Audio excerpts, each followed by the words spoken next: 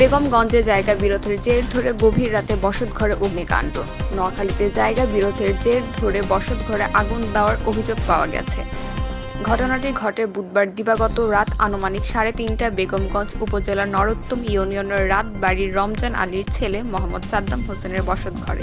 অভিযোগ সূত্রে জানা যায়, একই বাড়ির আব্দুল মতিন আব্দুল জাহের এর সাথে দীর্ঘদিন যাবৎ জায়গা জমি নিয়ে বিরোধ চলে আসছে। কয়েকবার স্থানীয় জনপ্রতিনিধি ও থানার মাধ্যমে সালিশি হলেও মানতে নারাজ তারা। এসব কারণে সাদ্দাম হোসেনের পরিবারের ওপর হত্যার উদ্দেশ্যে কয়েকবার হামলা চালায়। তাই ভোর রাতে জানালা খোলা থাকায় ঘুমের ঘরে আব্দুল মতিন ও আব্দুল জাহের সহ আরও ৩-৪ জন সাদ্দাম হোসেনের বসত ঘরে তার সন্তান সহ পরিবারকে হত্যার চেষ্টা করে। আগুন দেওয়ার পর বাড়ির লোকজন চিৎকারের এক পর্যায়ে বাড়ির লোকজন তাদের পালিয়ে যেতে দেখতে পায়। অভিযুক্তদের বাড়িতে গেলে কাউকে পাওয়া যায়নি। স্থানীয় প্রতিনিধি ঘটনাস্থলে পরিদর্শন করেন।